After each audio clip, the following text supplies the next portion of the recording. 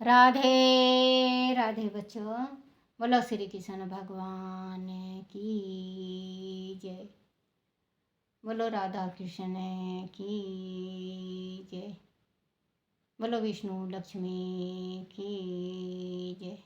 मेरे छोटे अच्छे गोपाल की जय। अपने अपने माता पिता की जय। अपने अपने गुरुदेव महाराज की जय। भागवत पुराण की जय। भागवत पुराण में 21वां अध्याय कर्दम ऋषि की तपस्या और भगवान का वरदान। बोलो भागवत पुराण की जय।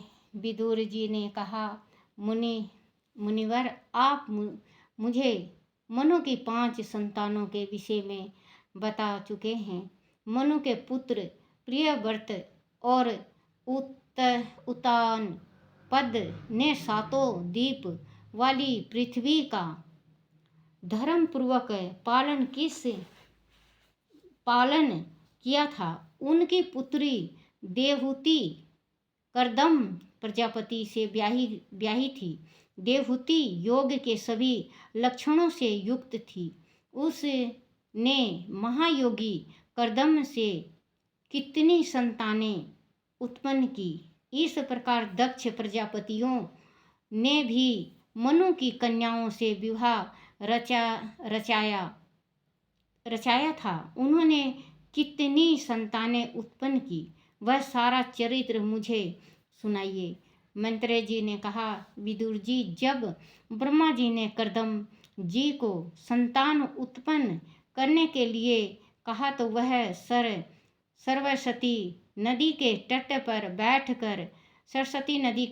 पर बैठकर श्री हरि का ध्यान करके तपस्या करने लगे। 10,000 वर्ष तक तपस्या करने के उपरांत भगवान श्री हरि ने उन्हें दर्शन दिए। कर्दम जी ने प्रभु को साष्टांग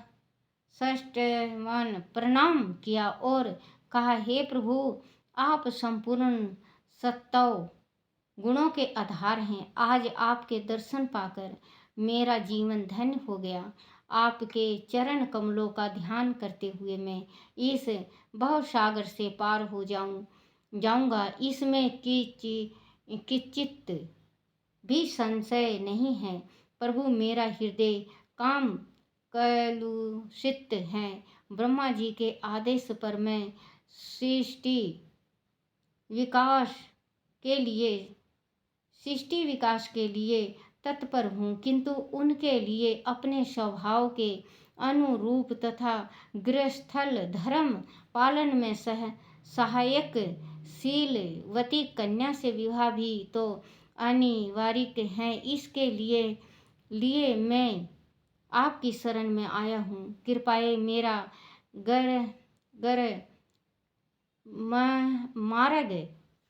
कृपया मेरा मार्गदर्शन कराएं। भगवान श्री हरि ने कहा, हे विप्रवर, तुम्हारे मन की बात को जानकर मैं पहले से ही इसकी व्यवस्था कर चुका हूँ। प्रसिद्ध व्यास सवी सम्राट सवय मनु 7 दीपों वाली पृथ्वी का धर्म पूर्वक शासन करते हैं। वह अपनी महारानी सत्यरूपा के साथ तुमसे मिलने आएंगे। उनकी एक अति सुंदरी कन्या देवहूति विवाह के योग है। वह उसे तुम्हें अर्पण करेंगे। तुम उनका पानी ग्रहण करके उनकी कोख से 9 कन्याओं का जन्म दोगे। फिर तुम्हारी उन कन्याओं से विवाह करके लोक रीति के अनुसार मारीच और ऋषिगण पुत्र उत्पन्न करेंगे। तुम भी मेरी आज्ञा का अच्छी तरह पालन करके शुद्ध चित्त होकर अपने सभी कर्मों को मुझे अर्पित करके मुझको प्राप्त हो जाओगे। बच्चों देखो, परमात्मा अब जो लड़कियां होती हैं लड़कियां होती हैं तो एक होने के बाद दूसरा बहुत वो डरती हैं कि दूसरी लड़की होंगी। पहले के जो इसमें भागवत में भी है, शिव पुराण में भी हैं, इतनी 100 लड़कियां, 60 लड़कियां। और अब इनको ही देख लो कि भगवान खुद हरि आए, विष्णु भगवान, और इनको कहे बोले कि तुम्हारे घर 9 लड़कियां पैदा लेंगी। तो बच्चों एक बात ये सोचो कि अगर हमारे पास भगवान आ जाएं और हमें कहें कि तुम्हारे घर 2 लड़की पैदा लेंगे, आप पैर पकड़ लोगे? कहोगे भगवान 2 लड़का दे दो, लड़की दो लड़की बिल्कुल नहीं, क्योंकि जमाना खराब है। अब लालन पालन बहुत मुश्किल से होता है बच्चों। 2 ही आजकल हर एक घर है, एक ही बच्चा होता है या 2, ज़्यादा करेंगे तो 2। और पहले के जो औरतें थी, पहले के जो वंश बढ़ाने में थी, अब हम 7 बहन भाई थे, और मेरे जो बाबा हर थे वो 12 भाई थे। तो एक बात है बच्चों, पहले बहुत ही ज़्यादा बच्चे पैदा करा करते, क्योंकि सिंडले मिंडले इधर उधर रहा करते, उनको पढ़ाई नहीं लिखाई नहीं। अब तो बच्चों का ये हो गया है कि तेरा बच्चा से आगे मेरा बच्चा, मेरा बच्चा से आगे तेरा बच्चा, क्योंकि अब पढ़ाई में ध्यान ज़्यादा देने लगे, क्योंकि उनका भविष्य भी बनाना है। और बनाना भी चाहिए, क्योंकि समय के साथ बदलना चाहिए, हर एक इंसान को बदलना चाहिए। मैं ये नहीं कह रही हूँ कि आपके घर में खाने को नहीं है आप 10 पैदा कर लो। बच्चे, यहाँ एक लड़की है, उसी का पालन पोषण करना मुझे मुश्किल है, क्योंकि बहुत मुश्किल होता है। बच्चे पैदा करने में क्या है, बच्चे की तकदीर बना के दिखाए माँ बाप, जब उसको कहते हैं कि हाँ भाई माँ बाप ने बच्चा पैदा भी किया और बच्चे की तकदीर भी, आज भविष्य भी बना के दिखाए हैं माँ बाप ने। तो पहले के बच्चे ऐसे होया करते, कोई वन में चला गया, सन्यासी हो गए, कोई गुरुकुल चला गया, कोई माँ बाप की सेवा कर रहा है, कोई दादा दादी का सेवा कर रहा है, कोई खेती बाड़ी संभाल रहा है। तो बच्चों इस वास्ते ज़्यादा औलाद चाहिए थी उनको। अब तो 2 बच्चे बहुत हैं हर एक के घर में। परमात्मा, मैं तो कहती हूँ एक लड़का एक लड़की सबके घर में दे, क्योंकि जिसने बेटी का सुख देखा, बेटा का नहीं देखा, उसको बेटे का सुख का क्या पता। बच्चों सही कह रही हूँ ना? और जिसने बेटे का देखा, उसने बेटी का क्या पता दर्द का, कि बेटी का दर्द क्या होता है। तो 2, एक लड़का एक लड़की जरूर परमात्मा सबको दे। परमात्मा की इच्छा है वो तो, बाकी भगवान क्या देता है। लेकिन बच्चों बेटियां होती हैं भगवान के घर। अब आप किसी किसी के, मैं देख रही हूँ बेटे, अब हमारे पड़ोस में 3 लड़की हो गई हैं। एक जनी को उसका पति उससे बात करना छोड़ दिया, सास बात करना छोड़ दी। तो एक बात ये बताओ बेटे, उस औरत की क्या गलती है? उस औरत की कोई गलती नहीं है बच्चों।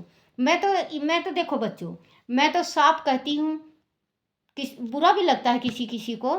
अगर बेटा आप खेत जोत रहे हो, खेत में आप बीज डालोगे, आपने डाल दिया बच्चों चने का, चना बो दिया आपने, धरती में बोए होंगे चना बो दिया, पानी दे दिया, चना बो दिया, आ गया, निकल गया, अंकुर निकल गई, पक गया, आप काटने जा रहे हो। जिस टाइम आप काटोगे उस टाइम आप कहोगे कि गेहूं दो, तो बच्चों गेहूं कहाँ से आएगा? आपने बीज जब चने का डाला है तो चना ही होगा बच्चों। ये माँ होती है धरती और बाप होता है बीज। बच्चों ये गांठ बनाने की बात है कि औरत को गलती, औरत को दोष देते हैं, अपने बच्चे को गले लगा लेते हैं, अपने लड़के को गले लगा लेते हैं, और जो बेटी आई है पराये घर से उसको दुत्कार देते हैं। तो उसको मत दुत्कारो, वो तो धरती है। आप बीज जैसा डालोगे वैसे ही तो वो पैदा करेगी। आपने डाल दिया गेहूं का, मांग रहे हो चना, डाल दिया बाजरे का, ले रहे हो ज्वार, तो वो नहीं होगा ना। आप जो धरती में डाले हो वही धरती में होगा। आपने बबूल का पेड़ उगा दिया और कुछ दिन के बाद बड़ा हो गया, उसकी छाँ नहीं लगी, छाँ नहीं मिलती, बबूल के पेड़ में छाँ नहीं होती, छाँ नहीं मिलती। आप सोचोगे आम, तो बोया पेड़ बबूल का, आम कहाँ से खाए? बच्चों, जब बो दिया तुमने बबूल का पेड़ तो आम कहाँ से खाओगे? आम डालोगे धरती में, जब भी तो आम का पेड़ निकलेगा और आम फलेगा और आम पकेगा और फिर खाओगे। तो बच्चों, औरत की गलती नहीं होती, औरत को दोष मत दिया करो। जैसा आप बीज डालोगे औरत वो ही पैदा करेगी। आपने लड़की का डाला है तो लड़की ये पैदा करेगी, लड़के का डाला है तो लड़का पैदा कर। लड़का लड़की में कभी भेद नहीं करना चाहिए। और एक बात और बच्चों, जो दो बच्चे हो गए, दो बच्चे हो गए लड़का और लड़की, तो लड़के को तो ये सोचेंगे कि हम मालूम नहीं क्या खिला दें और क्या पिला दें, और लड़की को आप बिल्कुल ही ऐसा रखते हो जैसे चलो भाई ठीक है। दोनों आपके जो मुंह है बेटा, जो फेस है, आँख है, दोनों आँख के तारा होना चाहिए। दो बच्चे हैं, दो आँखें हैं आपकी। अगर एक आँख फोड़ दोगे आप तो एक आँख दिखेगा नहीं, एक आँख से एक ही साइड का दिखेगा।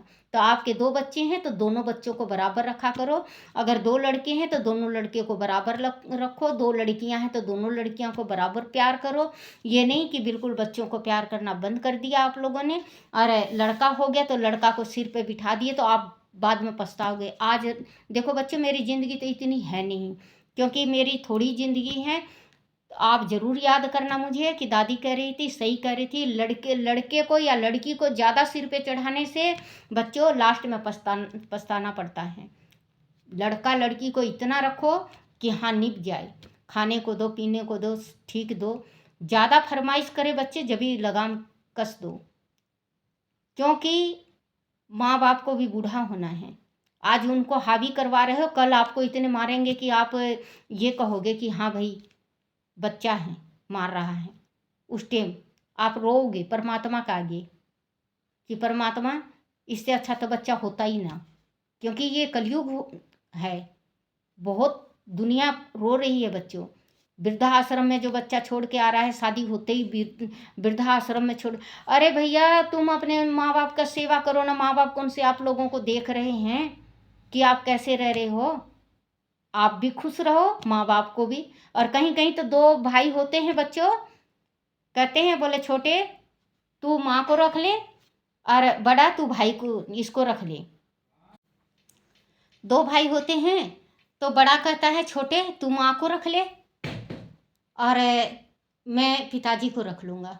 6 महीना के वास्ते तेरे घर माँ रहेगी और मेरे घर पिताजी, फिर तेरे घर पिताजी रहेंगे, मेरे घर माँ रहेगी। बच्चों, जैसे आप लोगों की जोड़ी है ना, ऐसे उनकी भी जोड़ी है। आज उनके बुढ़ापा में उनकी दोनों की ज़रूरत है आपस में मिलने की, बात करने की, सलाह करने की। इनको जब भगवान कभी अगर इनको बिछो होना ही है तो परमात्मा करेंगे। आप क्यों कर रहे हो?